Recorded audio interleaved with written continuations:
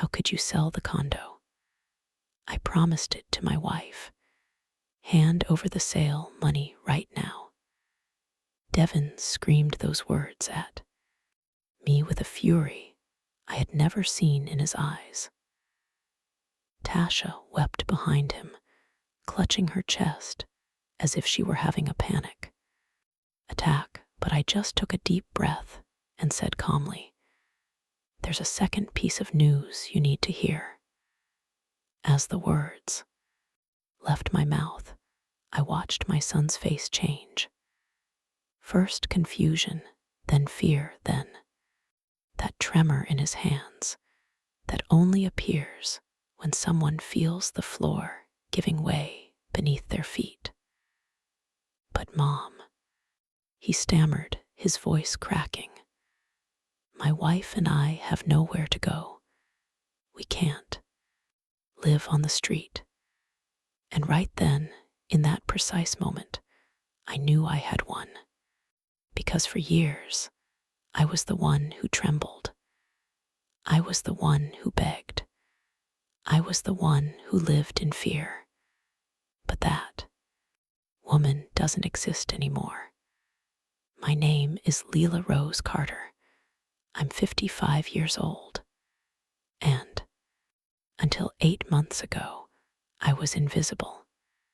Invisible to my son, invisible to my daughter-in-law, and invisible even to myself. I lived in a 2-bedroom unit that my late husband and I bought 30 years ago. It wasn't fancy. The walls had water stains in the corners. The kitchen was small and dark, but it was mine. It was the only place in the world where I still existed as something more than a shadow. My husband Thomas passed away 7 years ago. He went in his sleep, without pain, without a goodbye. And since that day, my life had become a silent routine. I woke up at 6:00 in the morning, brewed coffee in the same old percolator that made a strange sputtering noise. I swept the floor, looked out the window. I waited. I didn't even know what I was waiting for. Devin was my only child, my only close relative. After his father died, I thought we would get closer. I thought he'd visit more often, that he'd call to check on me, that maybe, just maybe, he'd invite me out to dinner sometimes. But no, Devin had his life. He had Tasha. He had his job, his friends, his plans, and I was just a number on his to-do list. A quick phone call every 2 weeks, an obligatory visit on Christmas. Nothing more. At first, I tried not to take it personally. I told myself it was normal that children grow up and move on, that I couldn't be selfish. But loneliness is a heavy thing. It weighs on your chest like a stone, sinking you slowly, so gradually that you don't even notice until you can't breathe anymore. Devin's visits were always the same. He'd knock, walk in without a smile, and sit on the sofa with his phone in his hand. "Hey, Mom, how you holding up?" "I'm fine, son. And you? Good, busy." Then silence. That uncomfortable silence, filled only by the sounds of his cell phone notifications. I'd offer him coffee. He'd say he didn't have time. I'd ask about Tasha. He'd answer in clipped sentences. I'd try to tell him something about my day, about the neighbors, about anything. And he'd look at his watch. He always looked at his watch, as if every minute with me was a minute stolen from his real life. But I smiled. I always smiled because he was my son, and a mother doesn't give up. A mother keeps trying even when it hurts, even when she's invisible. Tasha was different, or at least she seemed to be at first. When Devin first brought her home, she smiled. A lot. She hugged me, called me Mama Clara in a sweet voice, and brought me cheap flowers from the supermarket. And I, so alone, so starved for affection, let myself be fooled. I thought I finally had someone else in my life, the daughter I never had, someone to talk to. But the flowers wilted, and with them Tasha's mask fell too. Little by little, I started noticing the glances, those quick looks she'd shooed around the apartment when she thought I wasn't watching. Glances that evaluated, that calculated, that measured the value of everything: the walls, the furniture, the space itself. And then I understood. To her, I wasn't a person. I was an obstacle between her and what she wanted. The insult started subtly, so subtly that at first I thought I was imagining them. One day Tasha arrived with Devin and said, "Mama Clara, this sofa is ancient. You really ought to replace it." I told her I didn't have the money for that. She smiled and said, "Well, when this unit is ours, the first thing we'll do is renovate everything." When it's ours, as if they had already decided, as if my death were just a pending formality. Another time, they were having dinner at my place. I had cooked for hours. I'd made the smothered pork chops my son loved as a boy, but Tasha barely took a bite and said, "It's a little too salty, isn't it, Dev?" And my son, my own son, nodded without even looking at me. They left their plates, almost full, and I, as always, said nothing. I just cleaned up in silence, while they talked about their plans, their dreams, their future. A future where I didn't exist. But there was one moment that changed everything. It was a Tuesday afternoon. I was in the bathroom when I heard Devin and Tasha arrive. They hadn't told me they were coming. I heard their voices in the living room, and something in the tone made me freeze. It made me listen. "How much do you think this place is worth?" Tasha asked. "I don't know, maybe $280,000. Devin replied. "With that, we could put the down payment on a real house, a big one." Tasha's voice was filled with excitement.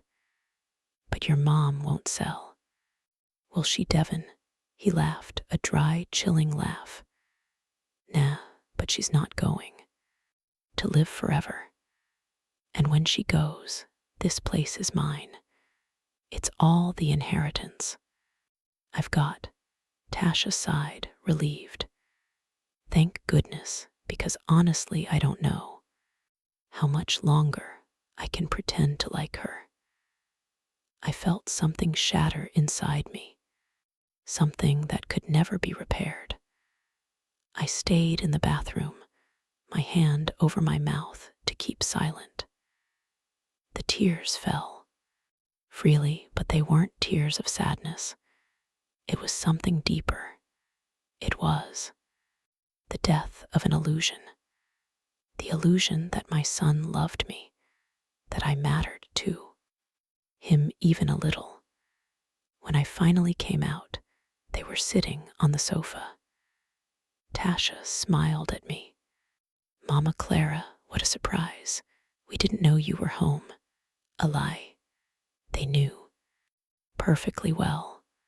They just didn't care. Devin didn't even look up. He was checking his phone, and I smiled again. I offered them coffee. They declined. They stayed for 10 more minutes and left.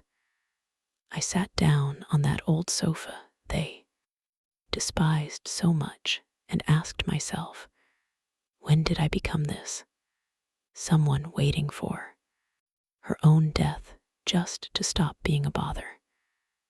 The hours passed slowly after they left. I stared at the ceiling, listening to the city noises, the passing cars, the distant voices, the wind hitting the window. And at some point between the darkness and the silence, I made a decision that would change everything. I wasn't going to keep waiting. I wasn't going to keep being invisible. I wasn't going to hand over my life to someone who was only waiting for me to die. For the first time in 7 years, I felt something close to rage, but it wasn't explosive rage. It was cold, calculated. It was the anger of someone who was finally waking up. The next morning, I woke up. Different, I don't know how to explain it. It was as if something inside me had hardened overnight, as if all the tears I'd shed had washed away something old and rotten, leaving space for something new, something stronger. I got up, made my coffee, but this time I didn't sit staring out the window like always. This time I took out an old notebook I had stored in a drawer and started writing. I wrote down everything I remembered, every insult, every hurtful word, every contemptuous look. I needed to see it. I needed to understand how blind I had been, and when I finished, I had filled 5 pages. 5 pages of proof that I hadn't imagined it, that I wasn't crazy, that they had genuinely reduced me to nothing. The humiliations didn't stop. They actually worsened. It was as if Devin and Tasha sensed I was changing and needed to remind me of my place. 2 weeks after the conversation, I overheard. They came to visit again. This time they brought news.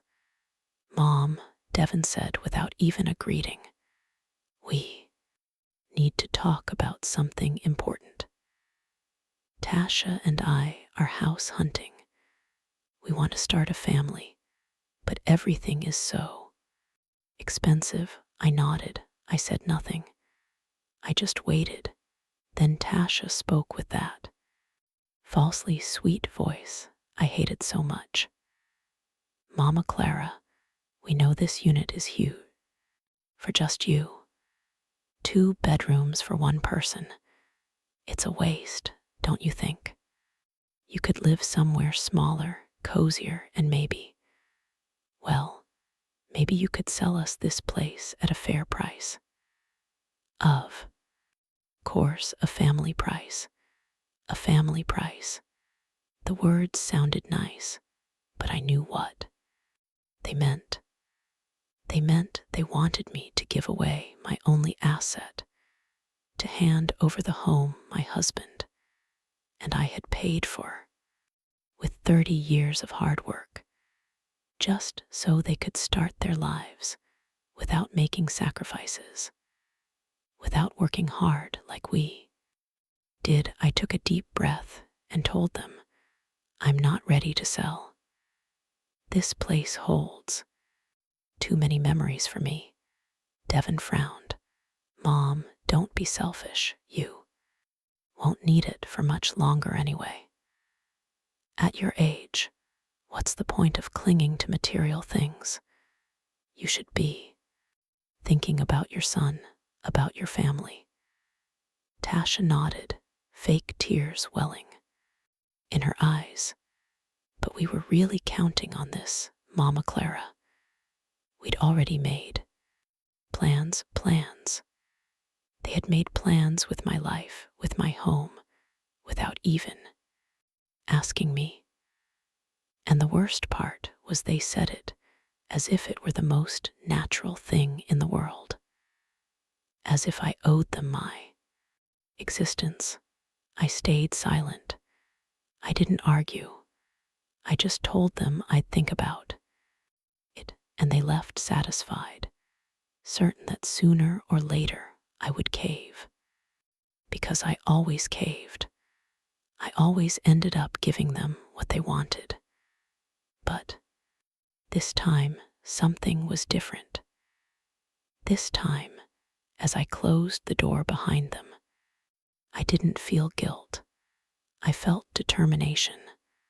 I felt clarity, and I knew exactly what I had to do. 3 more weeks passed. 3 weeks where Devin called me every day, not to ask how I was, not to see if I needed anything, but just to pressure me. Mom, have you thought about what we talked about? Mom, we found a perfect house, but we need the down payment money. Mom, don't be difficult. And Tasha would send texts, long messages filled with sad face emojis. Mama Clara, I know it's hard for you, but think about the grandkids you could have. Don't you want your future grandchildren to have a good home? Every message was a blow. Every call was a reminder that to them, I was only a means to an end. And the rage kept growing, cold, silent, powerful. Then came the moment that changed everything for good. It was a Friday. I had gone to the bank for a simple task, updating my information, nothing major. But while I was waiting, I overheard 2 women talking. One, younger, was telling the other, my mother-in-law finally sold her house. She bought a small condo, and with the rest, she went traveling. She says she worked for others her whole life, and now she wants to live for herself. The other woman laughed. How brave. I wouldn't have the nerve to do that. My family would kill me. And the first one replied, but it's her money, her life. Why should she need to ask permission? Those words stuck with me. Why should I need to ask permission? It was my condo, my life, my decision. No one had given it to me. No one had paid a single dollar of the mortgage except my husband and me. And yet I had spent months feeling like I didn't have the right to do what I wanted with what was mine. That somehow I owed everything to Devin just for being my son. That wasn't love. That was manipulation. And I had allowed myself to be manipulated for too long. I left the bank with a clear idea, so clear that my own boldness startled me. But I didn't stop. I couldn't stop. It was now or never. That same afternoon, I searched online for real estate agencies. I found one with good reviews and called. A kind voice answered, "Good morning. How can we help you?" And I, my voice only trembling slightly, said, I want to sell my condo fast. No big advertising, no letting too many people know. The woman on the other end asked a few questions. Address, size, condition. Then she said, we can send someone out tomorrow to do an appraisal. Perfect, I replied and hung up. I sat on the sofa with the phone in my hand, feeling my heart pound. I had just taken the first step and there was no turning back. The next day, the agent came, a man in his 40s with a gray suit and a professional smile. He toured the apartment, took pictures, made notes, and finally told me, Mrs. Johnson, this place could sell for around $280,000. Maybe a little more if we do some minor repairs.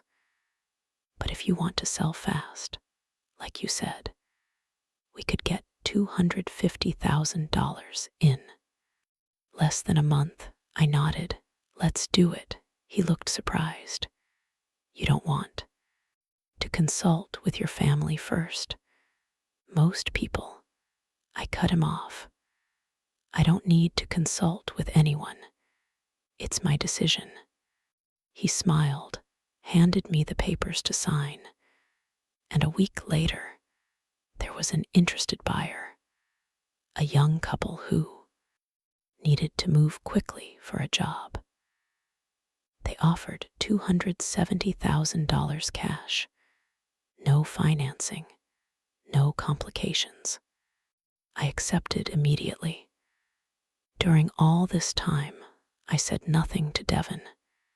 He kept calling, kept pressuring. Mom, have you decided we need an answer?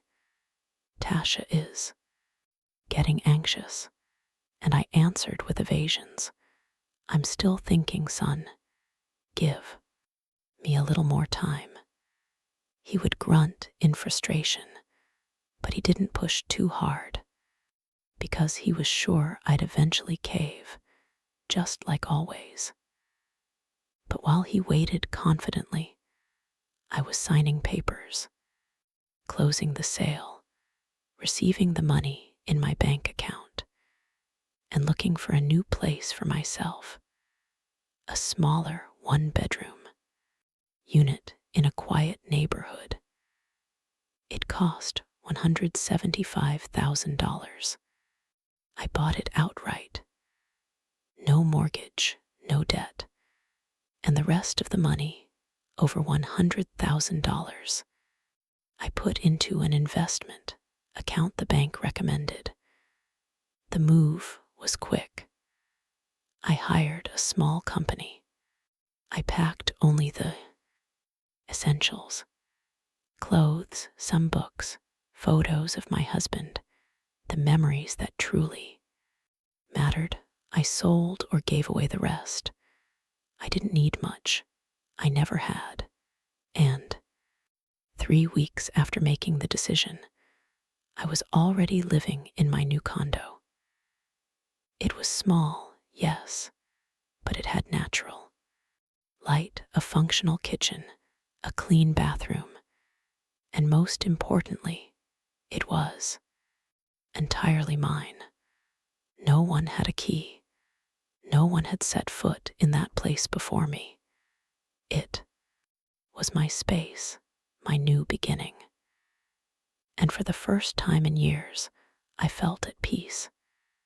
But I knew the storm was coming. Devin still didn't know anything. And when he found out, all hell would break loose. So I prepared myself. I put all the sale documents in a binder. I printed bank statements showing where the money was. And most importantly, I had secretly recorded the last conversations with Devin and Tasha. The ones where they talked about the condo, as if it were already theirs, where they planned what they'd do with it when I died, where Tasha complained about having to fake liking me. I had all the evidence, and I was ready. The call came on a Tuesday afternoon. I was arranging the last books on the shelf of my new condo when the phone rang. It was Devin. His voice sounded strangely cheerful. "Mom, hey, good thing you answered. Tasha and I want to take you out to dinner this Friday. Haven't spent time together in a while." I paused. Devin never invited me out to dinner, never. "Sure, son. What time?" "7 will pick you up. And don't worry about a thing, our treat." I hung up and knew exactly what was happening. They had decided to change strategies. Direct pressure hadn't worked. Now came the soft manipulation, the fake gestures of affection, the forced kindness. But I was no longer the same naive woman as before. This time, I knew exactly what to expect. Friday arrived, and I dressed carefully. I put on a chocolate brown dress I'd bought years ago, but rarely wore. I combed my hair, put on a little makeup. I wanted to look strong. Devin arrived right on time. He rang the bell at the old condo, the one that wasn't mine anymore. I waited a few seconds before going down. When I left the building, I saw him standing next to his car, frowning and looking at his phone. "Mom," he shouted when he saw me. "What took you so long?" I was about to come up.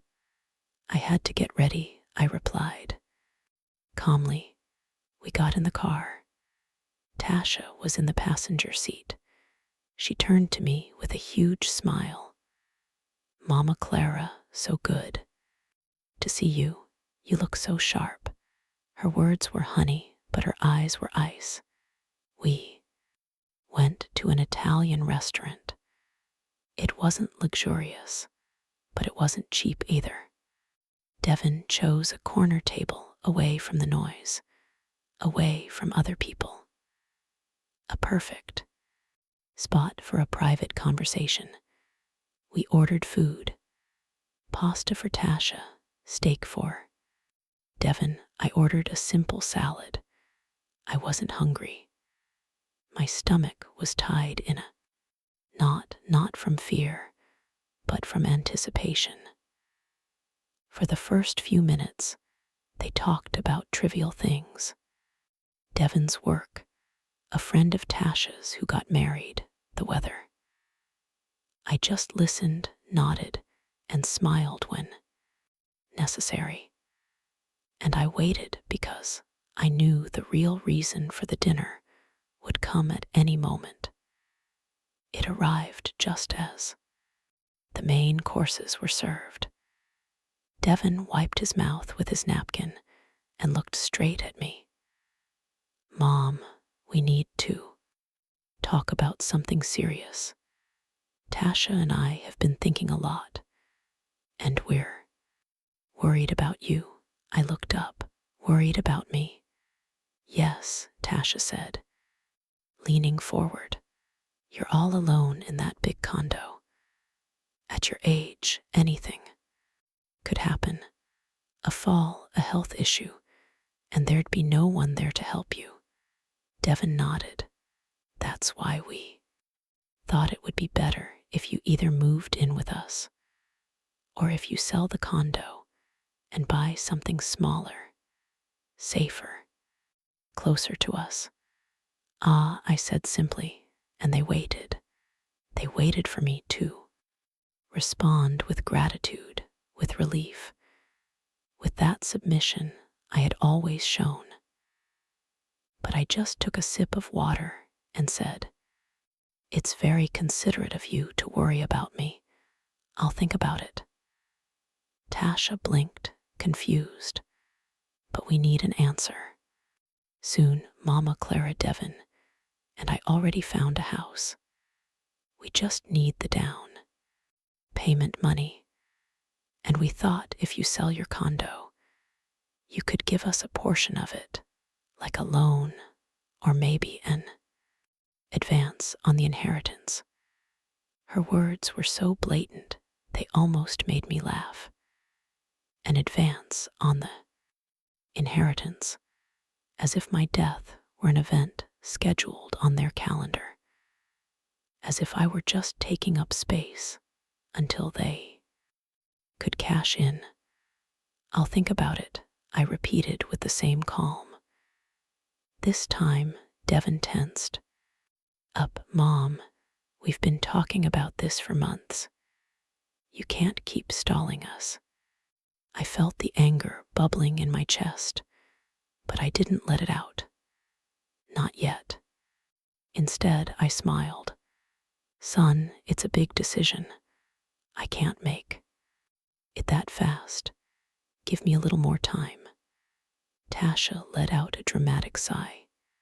But Mama Clara, we were really counting on that money. We already told the owner we want the house. If we don't put down the deposit soon, we'll lose it. There's no other option.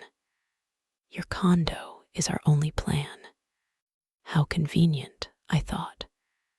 Their only plan was my sacrifice. We finished dinner in uncomfortable silence.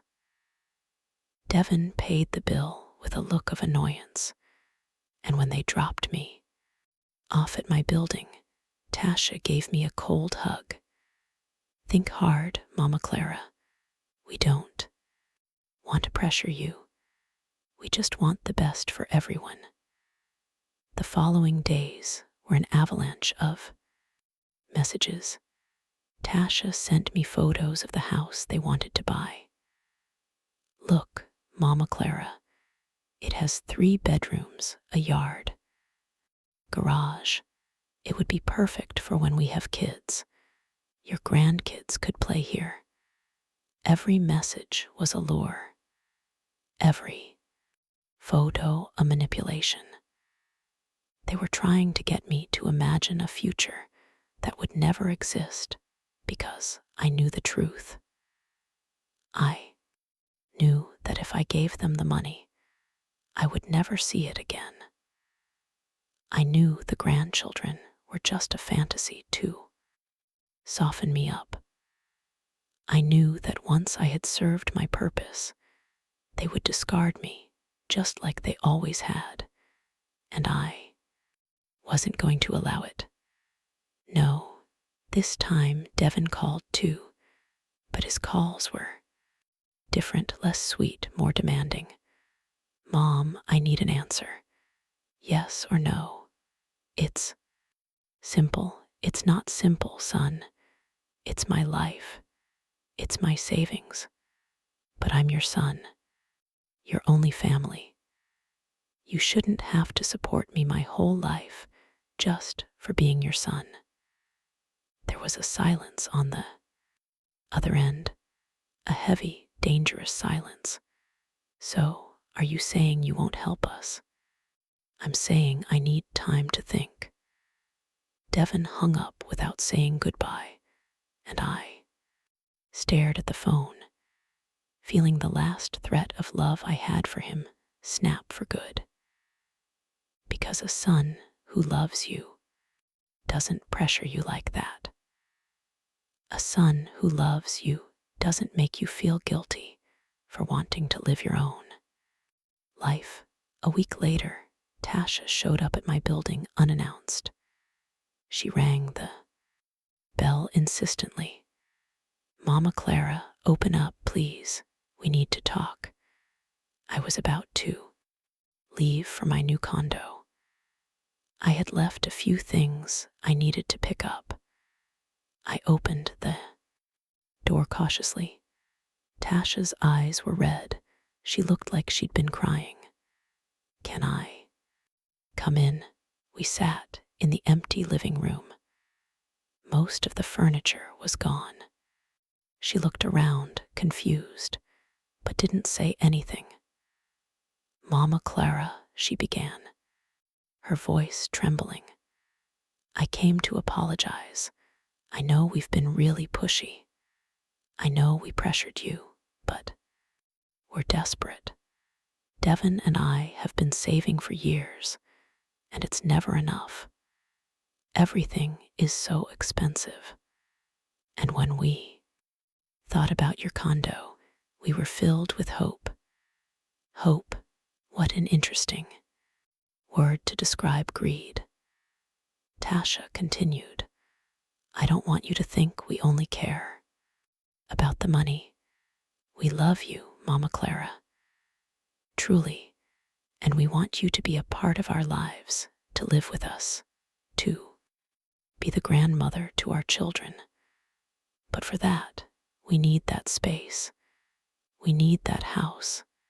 And you could make that happen. You could be our salvation."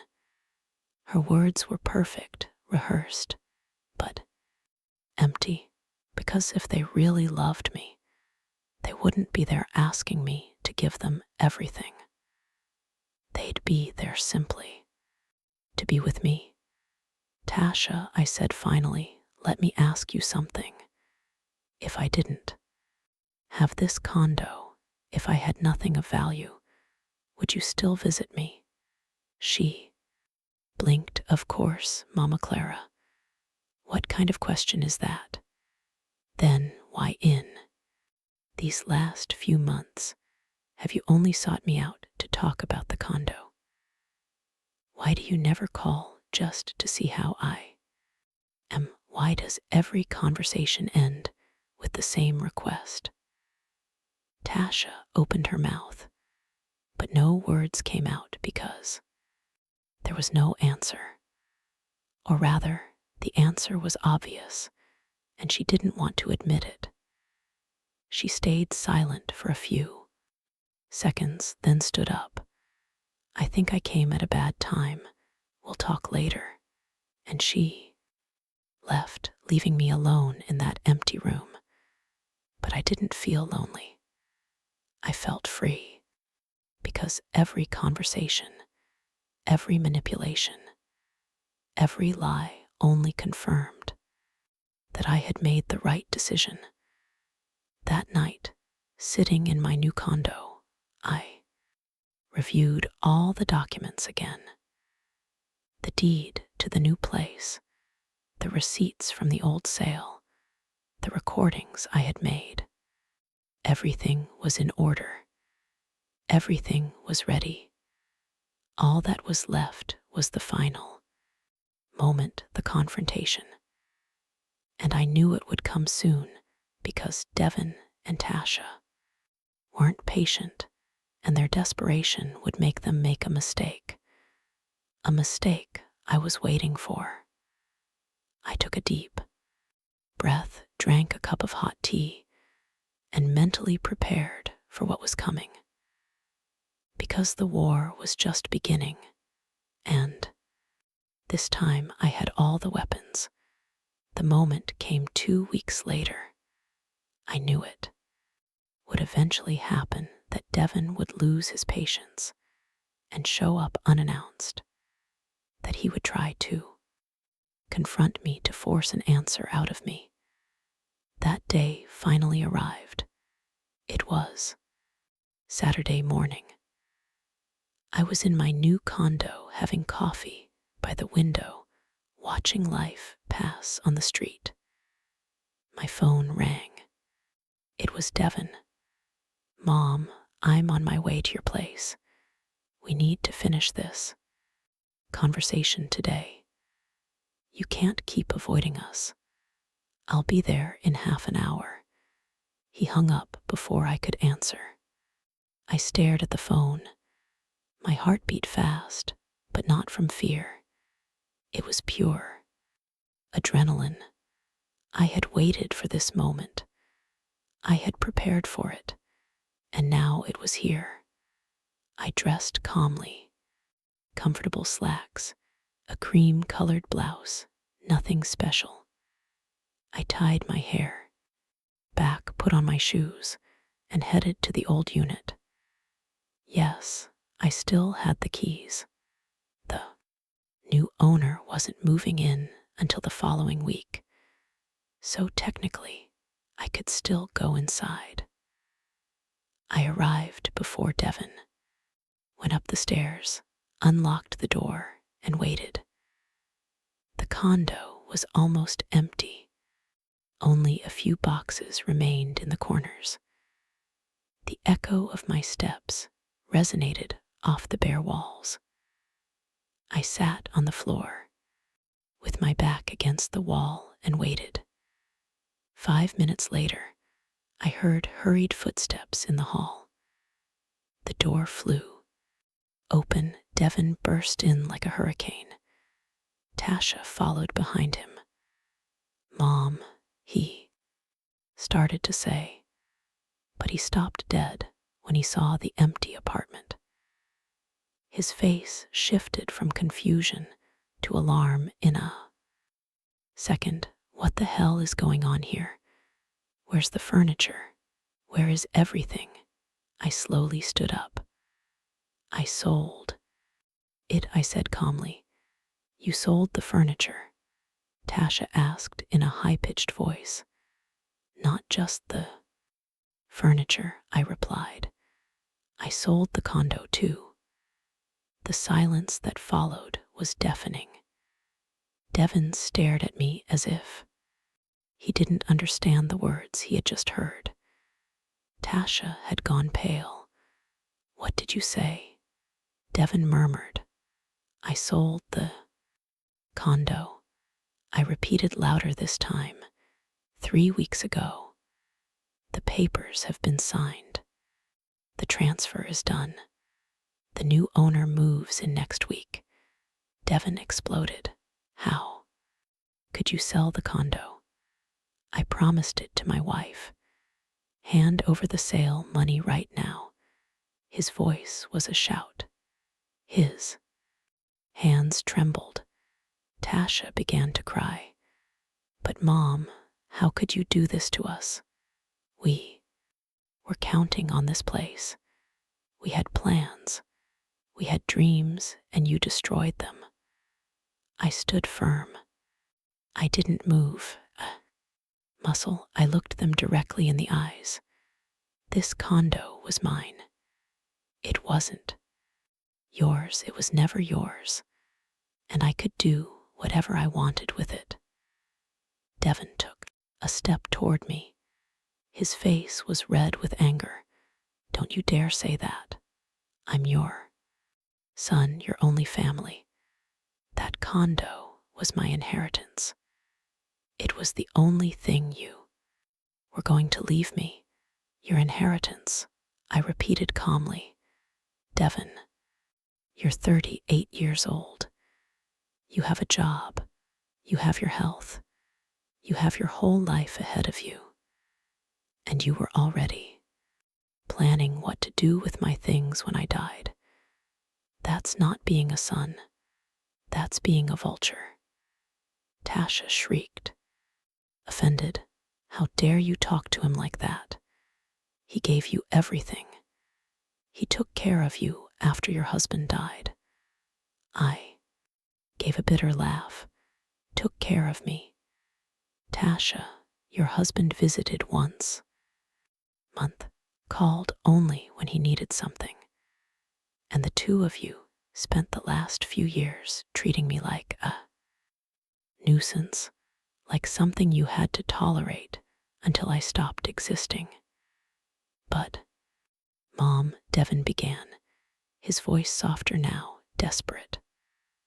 "My wife and I have nowhere to go. We can't live on the street. We need that money. It's yours by right." "By right?" I asked incredulously. "What right?" "The right to be my son, the right to have been born. That doesn't give you the right to my life, or to what I decide to do with what is mine." Devon ran his hands through his hair. He was frantic. His perfect plan had collapsed. Then at least give us the sale money. If you already sold it, you have the cash. Give it to us. We can buy the house anyway. Please. It was the first time in years I had heard him say please. But it wasn't a genuine please. It was the plea of someone who is losing and knows it. Tasha approached me. Mama Clara, please think about us. Think about the grandkids you could have. If we don't have a house, how are we going to start a family? How are we going to give you those grandkids you want so much? The grandkids I want so much, I repeated, softly. Tasha, you never wanted to give me grandchildren. You wanted to use the idea of grandchildren to manipulate me, to make me feel guilty, to force me to hand over everything. She backed away as if I had slapped her. That's not true. We do want a family. Then what happened? To the money. Devin interrupted. Where is it? In my account, I replied. I used one part to buy a new condo, smaller, cozier for me, and the rest is invested. For my old age, for my peace of mind, for me. Devin looked at me with pure hatred. You're selfish. A selfish old woman who only thinks about herself. And what did you expect me to do? I shouted back. Give you everything and be left with nothing. Live off scraps. Hoping you'd be kind enough to come and see me once a year. Tasha was sobbing dramatically. But we wanted you with us. We were going to take care of you. A lie, I said firmly. You didn't want to take care of me. You wanted my money, and when you had it, you would have put me in the cheapest assisted living center you could find. Devin shook his head. You're paranoid. You're making things up. I'm not making anything up, I said. And then I pulled my phone out of my pocket. I have proof. Proof of what? Tasha asked, her voice shaking. Of everything. Of every conversation where you talked about me as if I were already dead. Of every plan you made behind my back. Of every cruel word you said, thinking I couldn't hear you. The color drained from Devin's face. You recorded us. I recorded you. I confirmed. Because I needed to be sure I wasn't imagining things. I needed proof that you truly only saw me as a means to get what you wanted. Devin took a step toward me. His fists clenched. Give me that phone right now. No, I replied, stepping back. These recordings are my insurance. Just in case you decide to do something stupid. Like what? Tasha asked. Like trying to sue me. Like trying to take away what's mine. Like trying to invent that I'm senile or incapable of making decisions. I've seen enough stories to know how this works. Devin gave a humorless laugh. You're crazy. Completely crazy. Maybe, I said. Or maybe I finally regained my sanity after years of letting myself be walked all over. There was a moment of tense silence. The three of us stared at each other. The air was thick with rage, pain, and truths that had finally come to light. Then Tasha spoke, her voice cold. We'll never forgive you for this. Never. I can live with that, I replied. Devin pointed toward the door. "Come on, Tasha. There's nothing left for us here." She followed him, but before stepping out, she turned to me. "I hope that money makes you happy, Mama Clara, because it's going to cost you your only family." "It cost me my family a long time ago, Devin," I said. "I just didn't realize it until now." They left, slamming the door. The sound echoed in the empty condo. I stood there alone, but I didn't feel lonely. I felt victorious. I felt free. For the first time in years, I had defended what was mine. I had said no, and I had survived. I sat on the floor again. My legs were trembling from the adrenaline. My heart was still racing. But there was something else, something warm in my chest. It was relief. It was peace. It was the feeling of having taken my life back. I stayed in that empty condo for almost an hour, sitting on the floor, looking at the bare walls, processing everything that had just happened. I didn't regret it. Not for a second did I doubt my decision. But there was something in the air, a feeling of finality, of closure. This place had been my home for 30 years. I had cooked thousands of meals here. I had mourned my husband's death here. I had grown old in solitude here. And now here I had reclaimed my freedom. I stood up slowly, walked through every empty room, touching the walls with my fingertips. "Thank you," I whispered. "Thank you for everything." And I left, closing the door behind me for the last time. When I arrived at my new condo, the contrast was absolute. The windows let in natural light. The space was small but welcoming.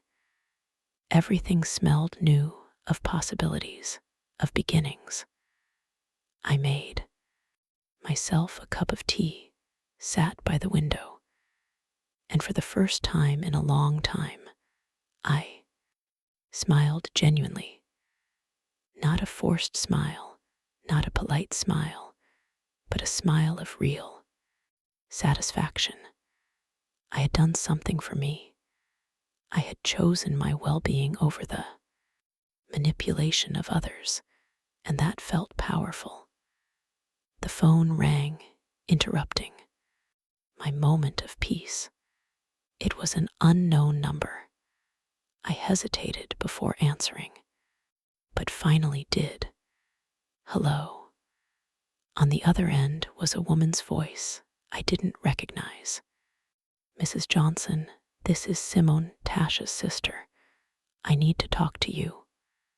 My stomach tightened. Simone. Tasha had told her sister everything, and now came the second assault, the attempt to guilt me through a third party. "Go ahead," I replied, my voice neutral. "Mrs. Johnson, Tasha told me what happened, and I want you to know. I'm very disappointed in you. How could you do that to your own son? He needed you, and you turned your back on him." I took a deep breath. "Simone, with all due respect, you don't know the whole story. You only know the version your sister told you, the version where I'm the villain. But there's a lot more to it." She scoffed. "What more could there be? You sold the condo your son needed. That's all I need to know." "My son didn't need that condo," I replied firmly. "My son wanted that condo. There's a huge difference," Simone continued, her voice hard and accusatory. "Tasha is Devastated. Devon is devastated. You destroyed their dreams, their plans for the future, and for what? To buy a smaller unit and save money you won't even live long enough to spend. It's pure selfishness. I listened to her without interrupting. I let her say everything she had to say. And when she finally fell silent, waiting for my response, I spoke with a calm that surprised even me. Simone, I understand you want to defend your sister. That's natural. But let me ask you something. When was the last time Devon and Tasha visited me without asking for something? When was the last time they called just to see how I was? When was the last time they treated me like a person and not like a bank? There was an uncomfortable silence on the other end. They have their lives, Simone finally said with less conviction. Their jobs, their responsibilities. Exactly, I replied. They have their lives and I have mine. And my life doesn't consist of eternally sacrificing myself so they can live comfortably. Simone tried to argue more. But Mrs. Johnson, you're his mother. Parents should always help their children. They should always be there. I was there for 38 years, I said, raising my voice slightly. I gave my son everything I could, but there comes a time when children have to stand on their own 2 feet. And if at 38, Devon is still expecting me to solve his life, then I failed as a mother. But I won't keep failing by allowing him to use me. Simone hung up without saying goodbye. I stared at the phone. I knew it wouldn't be the last call. That Tasha and Devon would try to use other people to pressure me, to guilt me, to break me. But I had already made my decision, and no one was going to change my mind. That night before sleeping, I checked my bank account online. The money was there, over $100,000. It was more money than I had ever had combined in my entire life, and it was mine alone. No one could take it. No one could demand it. It was my safety net. My freedom materialized in numbers on a screen. I slept peacefully that night. No nightmares, no anxiety, just peace. The following days were strangely normal. I dedicated myself to settling into my new condo. I bought plants for the windows. I hung light beige curtains. I organized my books on the small shelf. Everything I did reminded me that this space was mine, that no one would come to judge it, that no one would come to tell me I should chain this or that. It was my refuge, my kingdom. A week later, I received a message from Devon. It was long, full of carefully chosen words. Mom, it began. I've had time to think, and I believe we both said hurtful things. I know I've failed you as a son. I know I haven't been present like I should, but that doesn't mean I don't love you. You are my mother and always will be. I wish we could talk, that we could figure this out. I read the message 3 times, searching for sincerity between the lines, but I didn't find it. At no point did it say, I'm sorry. At no point did it acknowledge the real harm he had done. To me, it was just a generic apology. One more attempt to get close and see if he could still get something. I didn't reply. I simply put the phone away and got on with my day. 2 days later, another message arrived. This one was from Tasha. Mama Clara, please don't close the doors on us. I know we made mistakes, but everyone deserves a second chance.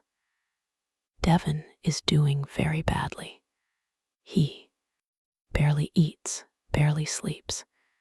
He's still trying to figure out how to fix things with you. Please give him that chance. I didn't reply to that one either, because I knew it was theater. Emotional manipulation, a last-ditch effort to soften me up. One afternoon, while enjoying the sun in a park near my new condo, I saw an older woman sitting on a bench. She was alone feeding pigeons with breadcrumbs. I walked over and sat beside her. It's a beautiful day, I said. She smiled. Beautiful indeed. She confirmed. I come here every day. It's my time for peace. I asked her if she had family. She nodded. 3 children, 8 grandkids, but I barely see them. They're busy with their lives, and I understand. I don't want to be a burden. Her words reminded me of myself just months ago. You are not a burden, I told her. You are a person, and you deserve to be treated as such. She looked at me surprised, and then smiled with tears in her eyes. Thank you, I needed to hear that. We talked for almost an hour. She told me about her life, her struggles, her disappointments, and I told her mine about Devin, Tasha, the condo, my decision. She listened without judgment. When I finished, she took my hand. You did the right thing, she said firmly. I wish I had your courage, but I'm afraid of being completely alone. Being alone isn't the worst thing that can happen, I told her. The worst thing is being surrounded by people who make you feel alone. She nodded slowly, as if those words had touched something deep inside her. We said our goodbyes with a hug, and as I walked back home, I felt something new. Connection, empathy, purpose.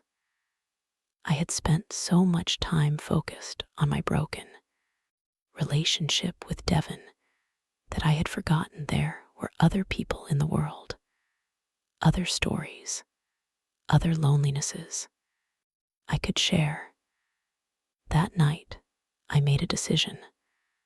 I would look for activity groups for seniors, classes, workshops, whatever. I needed to build a new life, a life that didn't revolve around my son. I went online and started searching. I found a painting workshop that met on Tuesdays and Thursdays in the afternoon. I had never painted in my life, but something in the description caught my eye. Expression without judgment, creativity without pressure, community without commitment. I signed up before I could regret it. The first workshop was in 3 days, and though I felt nervous, I also felt excited. An excitement I hadn't felt in years. The thrill of starting something new, of discovering a part of myself I had never explored. Meanwhile, the messages from Devin and Tasha continue to arrive. increasingly desperate, increasingly manipulative. Mom, please, you can't ignore us forever. We're your family. Mama Clara, Devin is considering therapy. He really wants to change. He just needs your support. Mom, at least.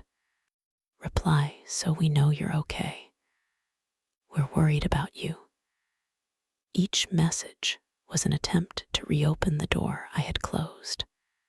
But I was no longer the same woman who let herself be convinced by sweet words. I was someone new, someone stronger, someone who had finally learned that saying no doesn't make you a bad person. It makes you a person with boundaries. And boundaries aren't walls. They are doors you choose when to open and when to keep closed. On Sunday, I received one last call. This time it was from a number I recognized. It was Brenda, a distant cousin I hadn't seen in years. Clara May, she said seriously. Devin called me. He told me what happened, and I want to tell you that I understand your position, but I also want to ask you to consider forgiveness. Family is the most important thing, and holding grudges only hurts yourself. I listened to her words, took a deep breath, and replied, Brenda, it's not a grudge. It's a decision. The decision not to allow myself to be hurt anymore. And if family is so important, why didn't Devin show it when he could? Why does he only remember family when he needs something? She didn't know how to respond, and I took advantage of the silence. I appreciate your call, Brenda, but this decision has already been made, and I hung up. Tuesday arrived faster than I expected. It was the day of my first painting class.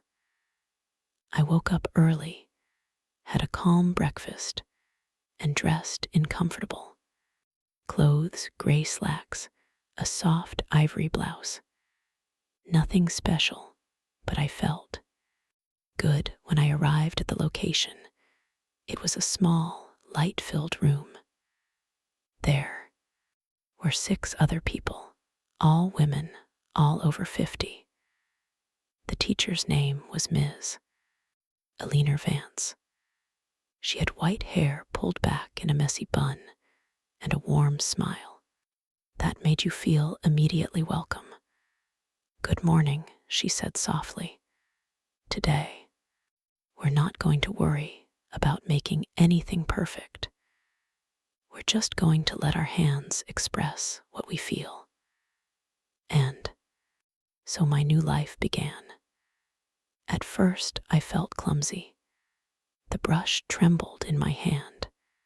The colors mixed in strange ways on the canvas. But Miss Vance walked among the tables, saying beautiful things. There are no mistakes in art, only discoveries. After an hour, something inside me relaxed. I stopped thinking. I stopped judging every stroke, and I simply painted. I don't know what I was creating. It was abstract, chaotic, but it was mine. And when the class ended, I felt lighter, as if I had let out something I had been holding on to for years. The other women also shared their work. Each one had a story. Each one had her battles, and no one judged anyone else. It was a safe space, a space where I could just be Clara May, not someone's mother, not someone's widow, just me. After the class, one of the women approached me. Her name was Ruth Baker.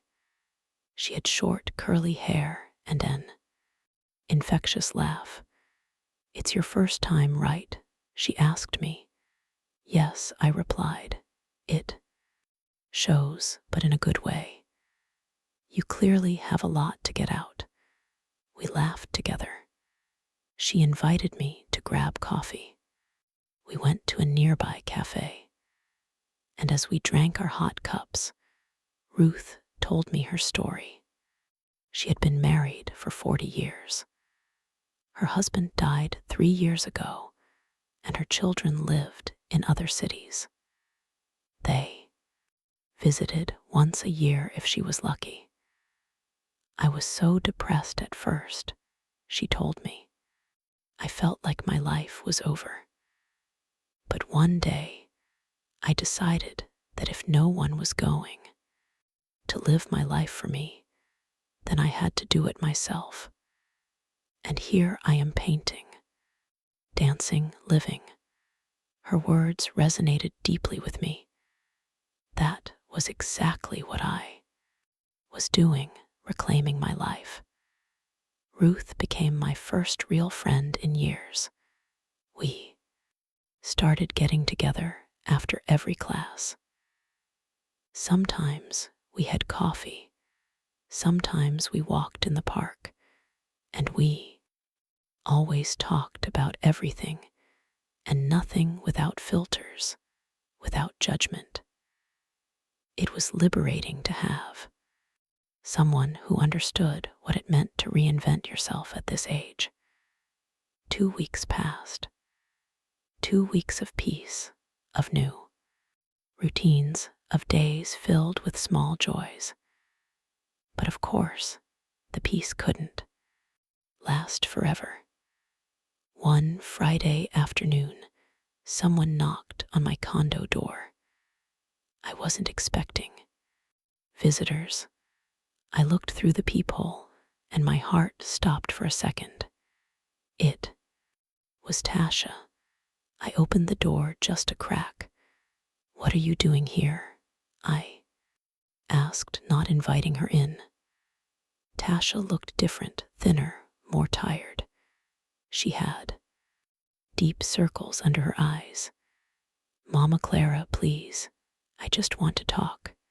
5 minutes, that's all." I hesitated. Part of me wanted to slam the door in her face, but another part felt curious. What could she possibly want now? I opened the door fully, but didn't let her step inside. "Speak," I said, crossing my arms. Tasha took a deep breath. "I came to apologize. Truly, Devin doesn't know I'm here. He's angry. He says he'll never forgive you, but I can't live like this. I can't live with this tension, with this resentment. I need you to know that I'm sorry, and that I understand why you did what you did." Her words sounded rehearsed, like a prepared speech. "You're sorry," I repeated, "or you're sorry you lost access to the money." Tasha lowered her gaze. "I know you think we only cared about the money, and maybe at first we did, but we weren't bad people, Mama Clara. We were just desperate, scared of the future, and we saw your condo as the solution to all our problems. But that didn't give us the right to treat you the way we did." At least she recognized something. That was more than Devin had done. "I appreciate your apology, Tasha, but it doesn't change anything." She looked up quickly, "But we could start over. We could build a real relationship. No self-interest, no pressure, just as family." I sighed. "I wish I could believe you, but regaining trust takes time.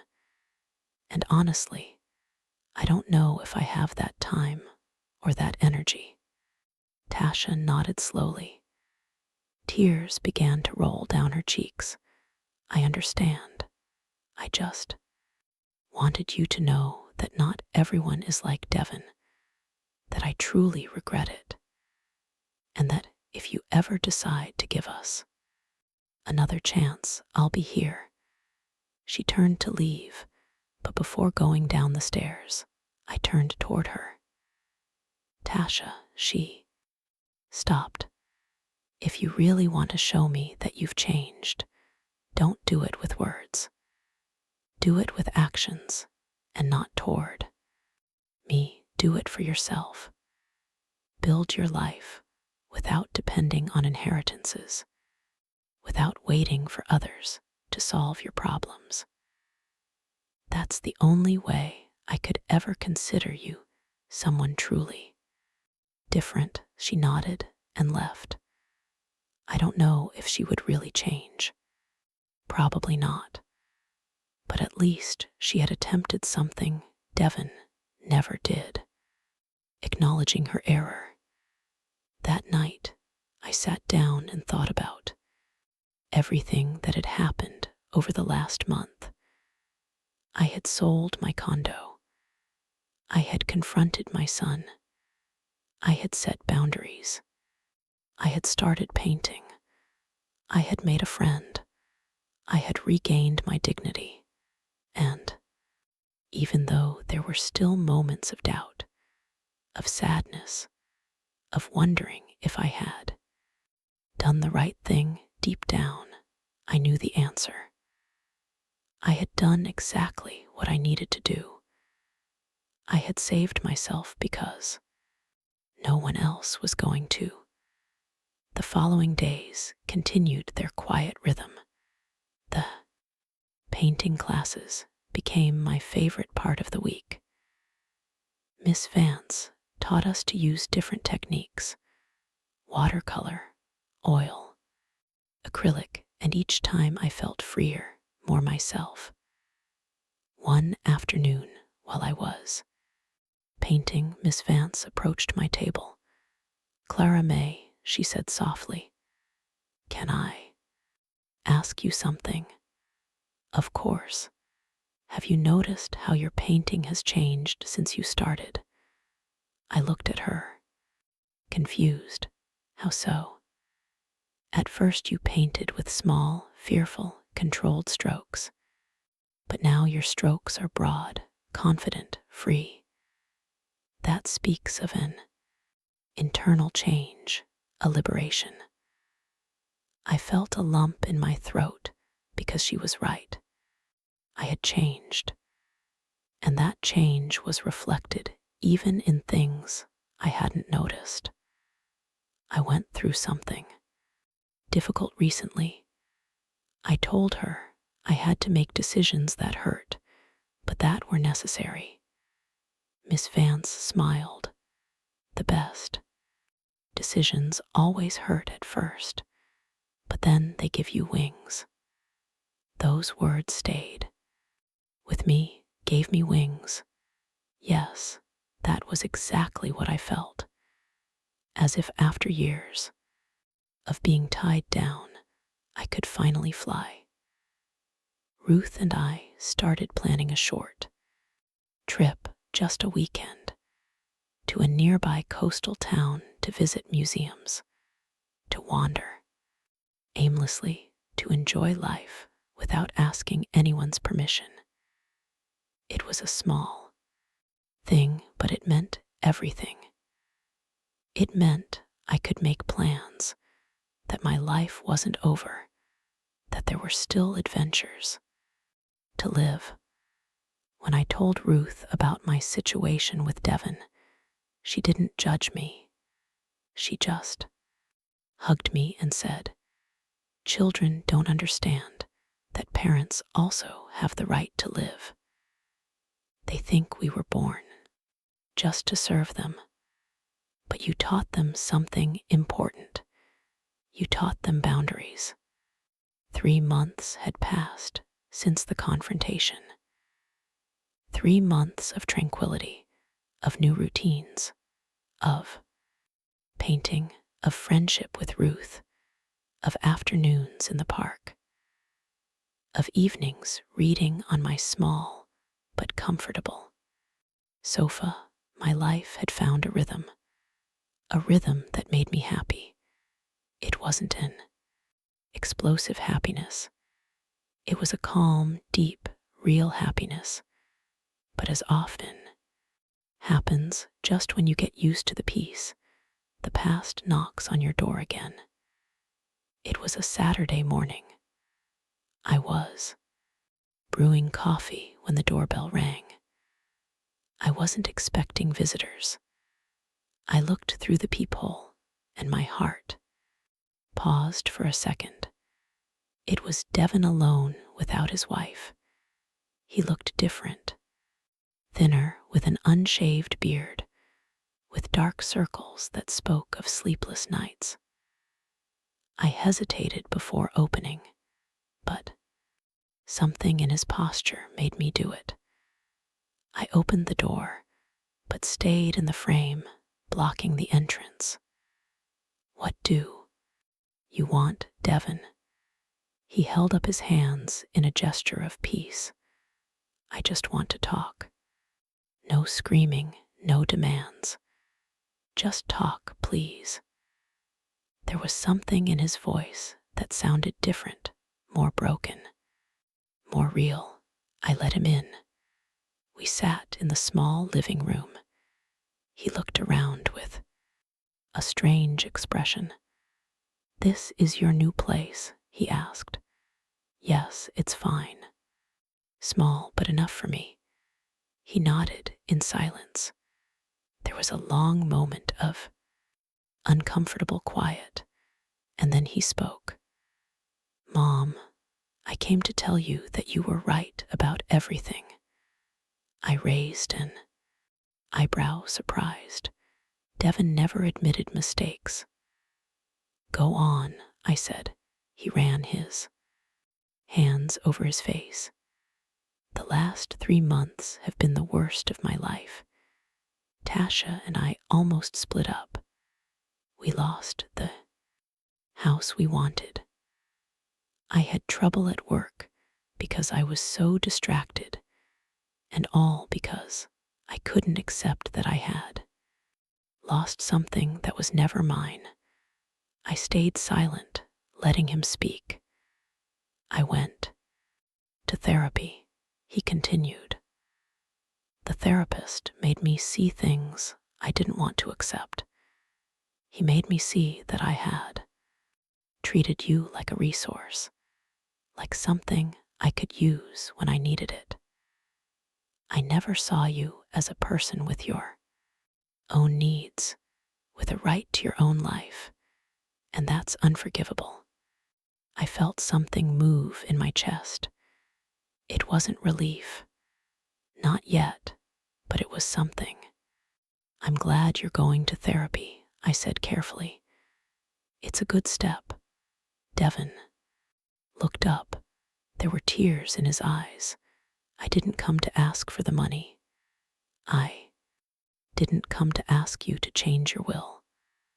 I came just to tell you that I'm sorry, truly sorry. And I understand if you can never forgive me." His words sounded sincere. For the first time in years, they sounded genuine. But I had learned to be cautious. "I appreciate your apology, Devon, but apologies don't erase years of mistreatment.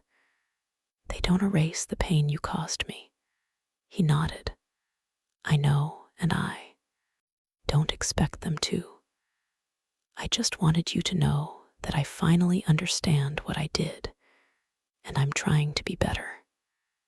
Not for you, not even for Tasha, but for myself, because I don't like the person I had become." We sat in silence for a few more minutes, and then I asked him something I had wanted to know for a long time. "Devon, why did you never visit me? Why did spending time with me always seem like an obligation?" He took a deep breath. Because you reminded me of Dad, and his death hurt so much that I preferred to distance myself from everything that reminded me of him, including you. I know it sounds awful. I know it's selfish, but it's the truth. His words hit me hard because I finally had an answer. It wasn't a good answer, but at least it was honest. I miss your father too, I said softly every day. But pulling away from me didn't make the pain less. It only made me feel more alone. He nodded, tears rolling down his face. I wish I could go back in time, he said, his voice breaking. Do things differently. But I can't. All I can do is try to be better from now on. If you ever decide to give me another chance, I promise it will be different. But if you don't, I understand that. Too, he stood up to leave. Before opening the door, he turned back. Can I call you sometimes just to see how you are without asking for anything? He thought for a moment. Without asking for anything. You can, I said, but if you ever manipulate me again, if you ever treat me like you did before, there won't be any more chances. He nodded. I understand, and he left. When I closed the door, I stood there for a long time, processing, feeling. I didn't know if Devin would really change, if this time was different, but at least he had taken the first step. He had acknowledged his mistake, and that was more than Tasha had done, more than anyone had done. That afternoon, I went to my painting class. Miss Vance noticed something different about me. Did something happen? She asked. Yes, I replied. My son came to apologize, and I don't know how to feel about it. She smiled with understanding. You don't have to know how to feel. Feelings are complex. They can coexist. You can be hurt and hopeful at the same time. I painted that day with a different intensity. I used dark colors mixed with bright ones, representing exactly what I felt. The darkness of the past mixed with the light of a possible future. When I finished, Ruth came over to see my work. It's beautiful, she said, and sad and hopeful all at the same time. Exactly, I replied.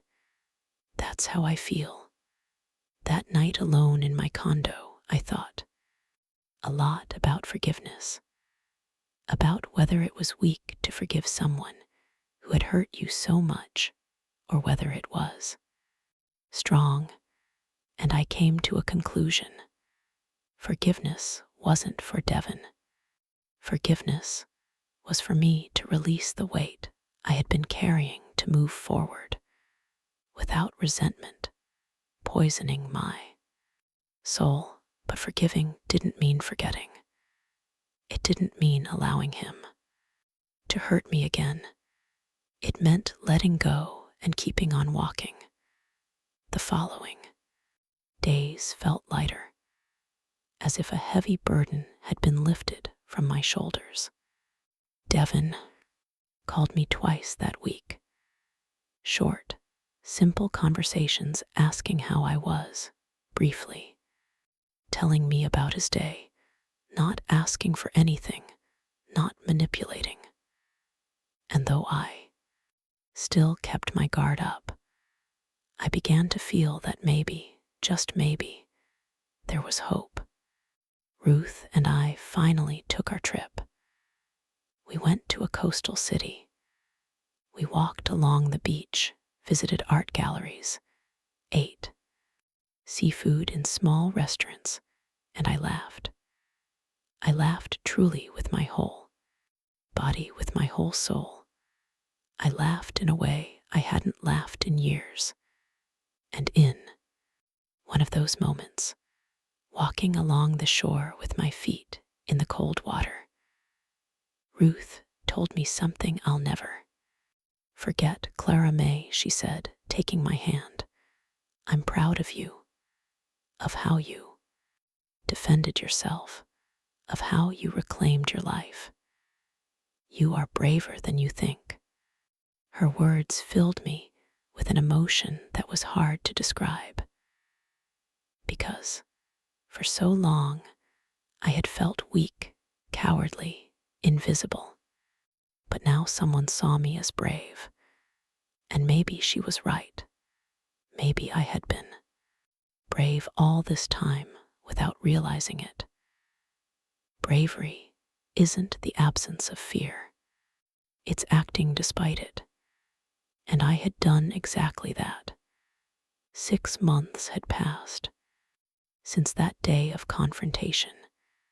Half a year of learning to live again, of discovering who I was without the chains, of guilt without the weight of others' expectations. It was a Sunday morning.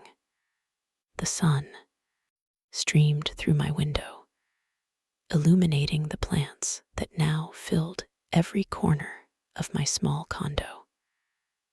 I got up without haste, made my coffee, and sat by the window as I did every morning. But this time, there was something different in the air, a feeling of completeness, of full closure. My phone vibrated. It was a message from Ruth. Ready for the exhibition today? I smiled. Today was a special day. Miss Vance had organized a small exhibition of her students' work, and I had decided to participate. I dressed carefully, an olive green dress I had bought the week before. I combed my hair, applied light makeup, and looked in the mirror. The woman who looked back was different from the one 6 months ago. There was something in her eyes, strength, peace, dignity regained. I arrived at the art hall an hour early. My 3 paintings were already hanging on the wall. The first was dark, full of grays and blacks. It represented my life before. The second was chaotic, bright, colors mixed with shadows. It represented the conflict, the awakening. And the third was luminous, full of yellows and oranges. It represented my present, my freedom. Miss Vance approached me with a huge smile. Clara May, your work tells a complete story. It's beautiful to see your evolution. People started arriving, other students, family members, friends. Ruth arrived with a bouquet of wild flowers for me. I'm so proud of you, she said, hugging me tightly. We walked among the works. Each one told a different story. Each woman had captured her battles on those canvases, and there was something powerful in that, in seeing how pain could transform into beauty, in seeing how creativity healed. I was explaining the meaning of my second painting to a woman when I heard a familiar voice behind me. Mom. I turned slowly. Devin was standing in the doorway alone, holding a small bouquet of wild flowers. He looked nervous, unsure, as if he didn't know if he was welcome. I approached him with measured steps. What are you doing here? I asked without hostility, but With caution, "You told me about this exhibition," he replied, "and I wanted to come. I wanted to see what you've been doing, if you'll let me." I looked him in the eyes, searching for a hidden agenda, but I only saw genuine curiosity. "It's okay. You can stay." His face lit up with relief. We walked together to my paintings. He observed them in silence for a long time and then spoke softly. "This first one is how you felt before, right?" I nodded. "And this third one is how you feel now." I nodded again. He pointed to the middle one, the chaotic painting. "And this one, this is me. I'm the chaos that interrupted your darkness, but also the one who pushed you toward the light." His words surprised me with their depth. I hadn't thought of it that way, I admitted. "But you're right." Devin turned to me. "Mom, I've done a lot of thinking these past few months. I've worked on myself, and I realized something. You didn't take anything away from me. You gave me something I never had. You gave me an example of what it means to defend yourself, of what it means to live with dignity. And even though it hurt at the time, I understand it now." I felt a lump in my throat. I don't know what to say. "You don't have to say anything," he replied. "I just wanted you to know that, and I wanted to give you this." He handed me the flowers. "They're not much, but I chose them myself. No help from Tasha, no consulting anyone, just thinking about you." I took the flowers with trembling hands. They were simple but beautiful. "Thank you," I whispered. Devin stayed at the exhibition for 2 hours. He talked to Ruth, to Miss Vance, to other students, and for the first time, I saw him genuinely interested in my life, in what I had built. Before leaving, he hugged me. It was a different hug. It wasn't the mechanical hug from before. It was a real, heartfelt embrace. "I'm proud of you, Mom," he said, "and I'm sorry it took me so long to tell you." When he left, Ruth approached. "That's your son," I nodded. "He's changed, or at least he's trying to," she smiled. "Sometimes people need to lose something to appreciate it." "Maybe your bravery taught him an important lesson." "Maybe," I replied. "Only time will tell. But it's no longer my responsibility to fix him. That's his own battle, and I have mine. My battle is to keep growing, to keep living." A week later, I received a letter. It was from Tasha. I opened it curiously. "Mama Clara," it began, "I don't expect you to forgive me. I don't even expect you to reply. I just want you to know that Devin and I separated, not because of you, but because we both finally realized that we had built a relationship on the wrong foundation, on expectations, on dependency. Now we are both working on ourselves, and maybe someday, if fate allows, we can be better people. Thank you for teaching me that saying no is also an act of love, self-love." I folded the letter slowly. I didn't feel joy over their separation, but I didn't feel sadness either. I felt neutrality. I felt that everyone was finding their own path, and that was okay. The following months continued, their quiet rhythm. Devin called me once a week. Simple conversations, no demands, no manipulation, just genuine questions about my life, and I shared. I told him about my paintings, about Ruth, about the books I was reading, and he listened. He truly listened.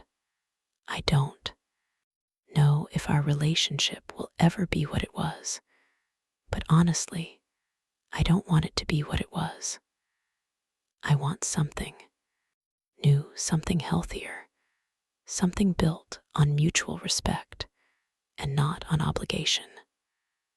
1 year after the confrontation, I was sitting in the same park where I had met the woman feeding the pigeons, and I saw her again, sitting on the same bench. I walked over with a smile. "Do you remember me?" She looked up and her eyes lit up. The brave woman. "Of course, I remember you." We sat together. I told her everything that had happened. She listened intently, and when I finished, she took my hand. "You did more than save yourself. You saved me too." After our conversation, I took your advice. I set boundaries with my children. And guess what? Some got angry, but others understood. And now I have a more honest relationship with them. Thank you. Her words filled me with deep emotion because I had made a difference, not just in my life, but in someone else's. That night, before sleeping, I wrote in a diary I had started keeping. Today marks 1 year since I made the hardest decision of my life. 1 year since I chose my dignity over the approval of others. And I can say with total honesty that I don't regret it. I learned that love is not constant sacrifice, that family is not blind obligation, that forgiveness is not forgetting, and that old age is not the end. It's just another chapter, a chapter where I can finally be who I always should have been. I belong to no one now. I am simply me, and that is more than enough. It is everything. I closed the diary, turned off the light, and fell asleep with a smile. The smile of a free woman. Did you like my story? And which city are you listening from? Let's meet in the comments. If you liked the story, you can support me by sending a super thanks so I can keep bringing more stories like this. Thank you so much for your sweet support. I'm looking forward to your comments on the story. On the screen, you can see 2 new life stories that I highly recommend. There's so much more on my channel. Don't forget to subscribe. See you in the next life story with love and respect.